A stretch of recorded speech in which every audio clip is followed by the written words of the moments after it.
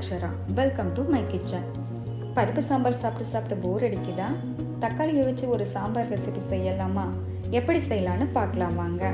இதுக்கு 1/4 மூடி தேங்காய், ஒரு பெரிய தக்காளி, 2 டேபிள் ஸ்பூன் பொட்டுக்கடலை, 1 டேபிள் ஸ்பூன் தனியா, 1/4 ஸ்பூன் சோம்பு, ஒரு சின்ன துண்டு பட்டை, 2 கிராம்பு, கொஞ்சமாக கல்பாசி, 1/4 ஸ்பூன் கசகசா, 4லிருந்து 5 மிளகு, கொஞ்சமாக பெருங்காயம், மிளகாய்த்தூள், மஞ்சத்தூள், கருவேப்பிலை, உப்பு, ஒரு பெரிய வெங்காயத்தை நீள்வாக்கில் கட் பண்ணி எடுத்துக்கலாம்.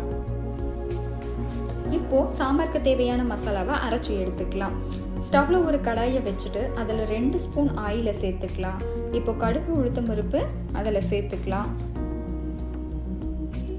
கடுகு பொரிஞ்ச உடனே கட் பண்ணி வச்சிருக்கிற ஆனியனை இது கூட சேர்த்து வதக்கி விட்டுக்கலாம். கொஞ்சமாக கருவேப்பிலை இலைகளையும் சேர்த்து வதக்கிக்கலாம். இப்போ அது கூடவே இஞ்சி பூண்டு விழுதையும் சேர்த்து நல்லா வதக்கி விட்டுறலாம். இப்போ அதிலேயே மிளகாய் தூளையும் மஞ்சள் தூளையும் சேர்த்து எண்ணெயிலேயே பச்சை வாசனை போகிற அளவுக்கு வதக்கி விட்டுறணும். இதில் நம்ம அரைச்சி வச்சிருக்கிற மசாலாவையும் சேர்த்துக்க போகிறோம். மசாலாவில் என்னெல்லாம் சேர்த்துருக்கோம் அப்படின்னா சோம்பு, பட்டை, கிராம்பு, கல்பாசி, கசகசா, மிளகு, தனியா, பொட்டுக்கடலை, தக்காளி, தேங்காய், இது எல்லாத்தையுமே சேர்த்து தான் நம்ம மசாலாவை அரைச்சிருக்கோம்.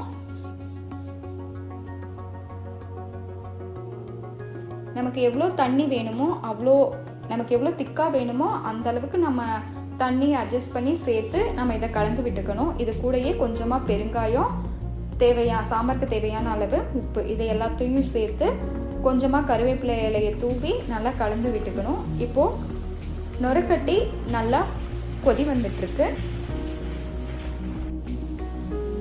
இப்போ சாம்பார்லேருந்து நல்லா எண்ணெய் பிரிஞ்சு வந்தாச்சு. சாம்பார் ரெடி ஆயிடுச்சுங்க. இதை சுட சுட இட்லி தோசை கூட இந்த சாம்பாரை சேர்த்து சாப்பிடும்போது ரொம்பவே டேஸ்ட்டாக இருக்கும். கூடவே பொட்டுக்கடலை சட்னி, அதாவது தேங்காய் கடலை போட்டு அரைக்கிற அந்த சட்னியையும் சேர்த்து காம்பினேஷனாக நம்ம வச்சு சாப்பிடும்போது இதோட டேஸ்ட்டு ரொம்பவே நல்லாயிருக்கும். நீங்களும் ட்ரை பண்ணி பாருங்கள். தேங்க்யூ.